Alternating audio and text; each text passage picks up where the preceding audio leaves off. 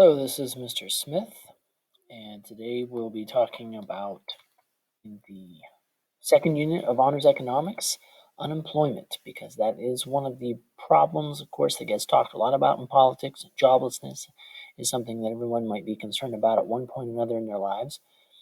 And certainly if we have a large pool of people that aren't working, especially if it's abnormally high, that obviously is less people that are purchasing, that are participating in consumerism, and it impacts all of us. So in this segment, we'll talk about how the unemployment rate is defined and computed. How do we come up with this number that the unemployment rate is 3.5% or 8.9%? Patterns of unemployment. How does it happen? Because it isn't just random. There are some commonalities and cycles that occur with unemployment. What causes changes unemployment over the short run, and what causes change over the long run, because these are two different phenomena that occur. And of course, this sign going out of business is one of the things that many people think of when it comes to unemployment. Companies shutting down, therefore people are getting laid off. And the adult population consists of the employed and the unemployed.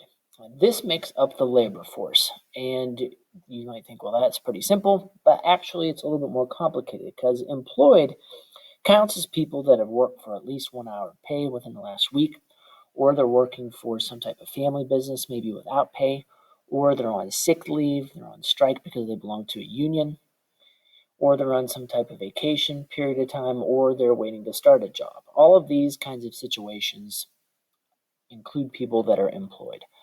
Unemployed specifically means that you've been laid off because of some kind of seasonal shutdown, or you've been laid off and you're looking for a job, and you've been looking within the last 30 days, that also counts as being unemployed. And so there are particular circumstances where you have a claim to a job or you hope to claim a job. People that are not in the labor force include those not looking for work. So they've become discouraged. Maybe they're even thinking inside their own heads, oh, I'd like a job. But if they're not actively looking, they're not included in the labor force. The retired are not included. Children are not included. Prisoners are not included, or other institutionalized people, and the military is also not included as part of the labor force. It's often referred to as the civilian labor force. And so the labor force is the number of employed people in those categories I just mentioned, plus the unemployed. The unemployment rate is the percentage of adults who are in the labor force and thus seeking jobs but do not have jobs. So the unemployment rate is the number of unemployed people that meet that category that I mentioned earlier, divided by the total labor force times 100. The employed, unemployed, and out of labor force distribution of the adult population. And there you can see, based on these numbers, at the time of this chart, the employed was 152 million altogether. And then out of the labor force, 94 million, and unemployed is 7.6 million. The total adult working age population in January 2017 was 254 million. And so out of this total population, there are 152 million that were classified as employed. So these people all have jobs in the categories that I mentioned earlier. These people are the ones that are looking for work, or they've been seasonally laid off, or so on. There's 7.6 million. All the groups that I mentioned, discouraged, retired, children, etc., 94.366 million people. Hidden unemployment are people that are mislabeled in the categorization of employed, unemployed, or out of the labor force. So part-time and temporary workers looking for full-time permanent employment, underemployed people that are structurally maybe not in the right category of employment. They have a college degree, but they're washing dishes. Discouraged workers are those who have stopped looking, but perhaps do actually want a job. So the labor force participation rate is the total labor force divided by the total adult population. So these are people that fit into those employed and unemployed categories divided by the total amount of adults that are available. And so patterns of unemployment. And here we can see years ranging from 1955 to 2015, and the unemployment rate from 0 to 12%. There we can see that the average perhaps is somewhere around here, between 4 and 6%, with the lowest point dipping below 4 in 1970. Of course, if we go up to 2019, we can see that this eventually got a little bit lower than this right here. The peaks, as you can see in the unemployment rate, is more often than not a recession, or at least a short-lived contraction. And there was a recession in the early 80s, for instance. There was a recession in the early 90s. There was a recession right after 9/11. And then, of course, this is the Great Recession. So we can see those peaks in unemployment often correlate to an economic contraction when productivity and the gross domestic product have fallen. And there is lots of joblessness because businesses aren't expanding, they're laying off. And that, of course, causes people to purchase less and become discouraged. And so consumerism drops. And so even more companies have to lay off people because they're not able to sell as much. So it moves up and down. However, over time, the unemployment rate seems to return to a range of 4 to 6%. So you can see that most of the time it is in between those two levels.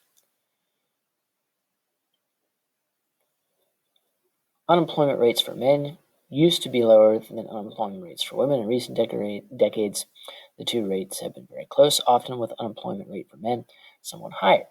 And this is because women have been entering more service industry jobs in particular, and those have been a little bit safer, whereas the old-fashioned blue-collar jobs, factory work, have diminished in number, and so there aren't as many opportunities as there have been in those traditional gender sets for occupation. This, of course, can change over time, and these are just the overall trends, obviously, because there are some women that are more likely to be unemployed and some men who are more likely to be employed, but these are just the overall trends that we see statistically speaking. And then by race, and this is one thing that has remained pretty much the same, by age, where we see unemployment affect those ages 16 to 19 because they lack experience. A lot of businesses are going to keep their adults employed before they even consider any layoffs of those people. They're going to lay off teenagers first. And these are temporarily short-term jobs that people don't intend necessarily to keep in the long run anyway. So you can see 16 to 19, 20 to 24, 25 to 54, and ages 55 and over. So it continually dips. But you can see, for instance, during the Great Recession, that all of them go up. But you'll note that for people that are between ages of 16 and 19, it reached about 25%, which is massive. Whereas people 55 and over just went up a little over 5%, maybe even within the traditional full employed rate of 4 to 6%. And people ages 25 to 54 weren't that far outside that margin either. Unemployment rates by race, and typically African Americans have had some of the highest unemployment rates. And you can see they're impacted also by the recessions, and then followed by Hispanics, and then by whites. The only other group that typically is on par with whites, or maybe even has better employment prospects, would be those of Asian descent. And that's a little bit difficult to categorize because that includes a wide variety of people. People that are families originally from Japan, China, Korea, India, Pakistan, and so on. So it includes a wide variety of people. International unemployment comparisons. The U.S. unemployment rate typically has looked a little bit better than average. Many other countries, especially advanced industrial democracies, typically have a little bit higher unemployment rate that occurs. But there is some caution when comparing cross-country unemployment rates because some countries have different definitions of unemployment. Sometimes the tools that they use in order to survey and track people are a little bit different. And there are obviously different labor markets that concentrate sometimes more on blue collar, sometimes more on natural resources, and so on. That's why sometimes you look at a country that is third world, for instance, and you think of lots of poverty in particular with that country, and you might look at their unemployment rate and say, wow, that's really low. But that's probably because of the way they calculate that. And then the same with richer countries. You might think, oh, this is a rich nation. Boy, they have double our unemployment. But that's not necessarily the case either because they might include a lot more people in that unemployment number than we do. Cyclical unemployment is the type of unemployment that economists don't want. It is the one that most tied to the contraction in the business cycle when you see a dip or a deep trough in economic productivity. And that is what economists call the unnatural or cyclical unemployment. The other types of unemployment that exist are typical in the marketplace. Frictional unemployment is when people are going from one job to another. That's always going to happen. Then there's seasonal unemployment, when businesses slow down or shut down during certain types of the year. That's going to happen, always. And then the last type, structural unemployment, when people are trained in one area, but the jobs there aren't going to match their skill set, and so they have to wait to find a job maybe somewhere else in a different area of geography. And that's referred to as structural unemployment. Same thing, that's always going to happen. So those are referred to as the natural types of unemployment that make up that 4 to 6% that economists say are always going to happen. And it's healthy because growing and expanding or new businesses need people to hire, and that's the pool that they draw them from. In a labor market with flexible wages, the equilibrium will occur at this WE point for the wage rate or price, and then QE is the quantity of labor, the number of people that will be employed. The supply of labor, remember, in the labor market, the supply comes from the people. We, as individuals, supply or sell our labor. It's actually businesses and the government that purchase or demand the labor. So they are purchasing labor from the people. Here, the number of people who want jobs, shown by S, equals the number of jobs available, shown by D. And so this is the equilibrium point. So this could be for the entire labor market, perhaps as aggregate, but more in particular, it's probably going to be by industry or skill set.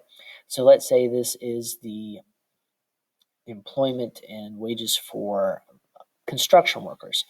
So at this particular wage and at this particular quantity, you're going to find an equilibrium point. So if the wage is really high, let's say $100 an hour, then the supply of people willing to work construction is going to be incredibly high. If the wage is really low, just above minimum wage, then not a lot of people are going to want to supply their labor for construction. Same thing with demand. If you have to pay people $100 an hour, businesses aren't going to demand that much labor. It's going to be really low. But if they can get people for the minimum wage, they're going to demand more. And we find, of course, wherever these two intersect to be the equilibrium point, because that's where the people selling their labor, the employees, and the people purchasing the labor, the employers, are going to find the best benefit possible. Sticky wages in the labor market. Because the wage rate is stuck at W, above the equilibrium, the number of those who want jobs, which is QS, is greater than the number of job openings, which is QD. So whenever we have this high wage rate, this many people are going to want to supply. They're going to say, wow, this wage is really high. So lots of people are going to want to come out for that job. But at the same time, employers are going to say, wow, this wage is that high. We really don't want to supply as much. So there's going to be a lower quantity available. So you're going to have more people supplying than demanding. And so you end up with a surplus of labor. And so those people are going to be unemployed. So the gap between these 2 points is going to be unemployment.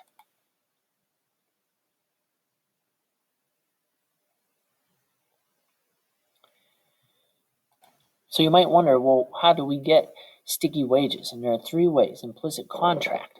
That is where beforehand the employers basically promise, we'll keep the wages here as long as you don't demand way up here. And so because they do that, even during bad times, the wages end up sticking up a bit higher than the equilibrium. Efficiency wage theory basically is that the employers believe they need to keep it up here in order for people to work hard. And the last one, adverse selection of wage cut arguments, is that the employers are worried if they lower it, the best employees, the ones that are most productive, will leave. So that's similar to the efficiency wage theory in a way. And then there's the insider-outsider model. The insider-outsider model is that the employer believes that these people who are being paid more have seniority and experience, and cutting the wages will mean that you have to say goodbye to them. And so they want to keep the wages higher in order to retain the people who know the procedures, and they don't want to hire new people at a lower wage. Relative wage coordination argument is that it's difficult in an industry for everyone to cut the wages, and perhaps there's some resistance from employees, for instance, in the form of labor unions. And so that can also cause the wages to be sticky. Rising wage and low unemployment. Where is the unemployment in supply and demand? Here we can see on the left-hand side, this is the original amount of employees that businesses want. They, of course, need more employees, and so they are going to end up having a much higher demand curve, and that causes wages to increase. The equilibrium price or wage moves upward. So because they want more people, it's like going to an auction. There's more people showing up to buy items at the auction, and the items are people selling their labor. So, you still have the same amount of employees, let's say 5, and now you've gone from 5 employers to 10 employers. Or maybe it's still the same 5 employers, but they each want to hire 2 employees instead. So they're fighting over these laborers, and so that drives the wage up. And then over here, falling demand for labor, here we can see it go the opposite direction where it decreases. And when that happens, of course, you have probably the equilibrium is going to fall. And then the new quantity is going to be down here, but you might actually have the supply not catching up. And so there's a lot more people still willing to supply their labor. And so the difference between these points is going to be the unemployment rate because there is a surplus of labor.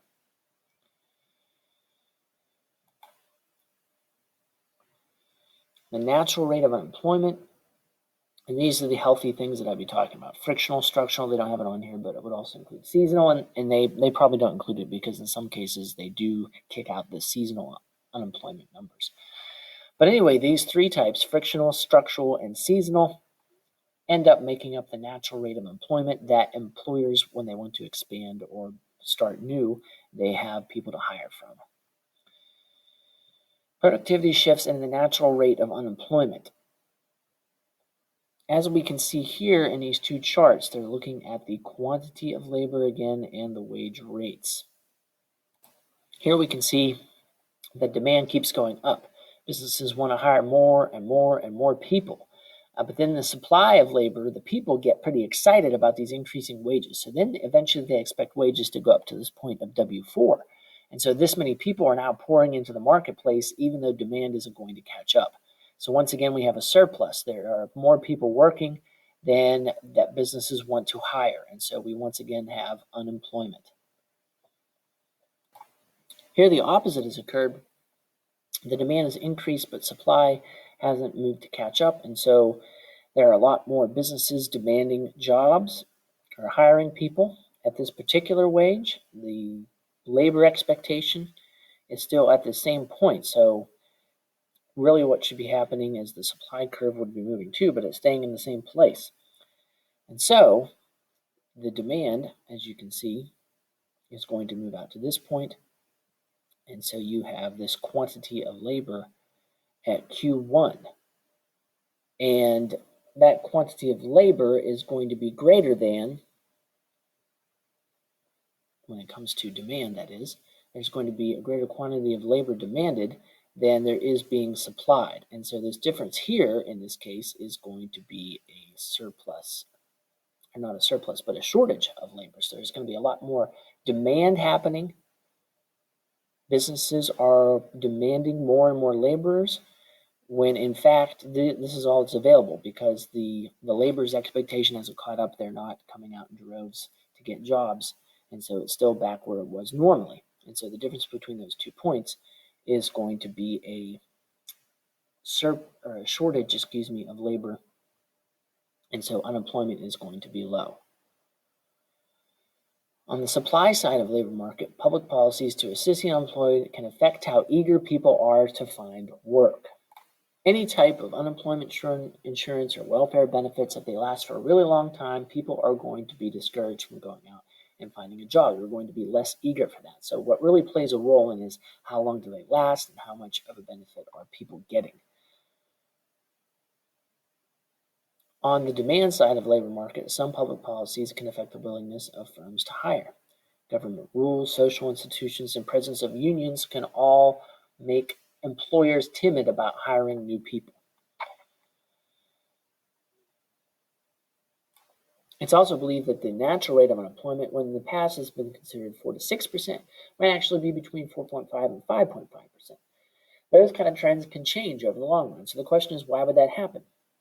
Well, the internet as a job-seeking tool, the growth of temporary worker industries, so people are transitioning between jobs, and of course the aging baby boomer generation. So all these things can influence why the natural unemployment rate might not be considered what it was before. So the unemployment rate basically is something that does happen.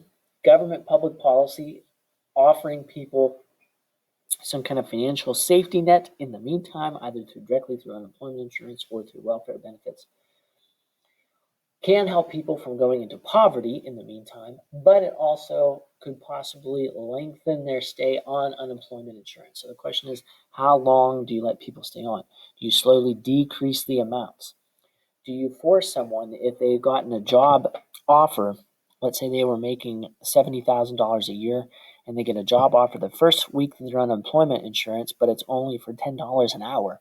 Do we force the people to take that, or do we allow them to keep the unemployment insurance for an extended period of time? Some people say no, maybe it should be a 3 strikes and you're out. And if you turn down 3 jobs, then your benefits get slashed, or maybe you get kicked off unemployment. But the same thing. What if that person was making $70,000 a year, and the 3 jobs that they get offers for are $10 an hour? Some people would say that's better than living on tax dollars, and the money can go to other people who don't have a job offer yet. But others say then you are asking for a drastic change in the standard of living for this person, and it isn't going to help them necessarily become a better consumer and buy more products from other companies.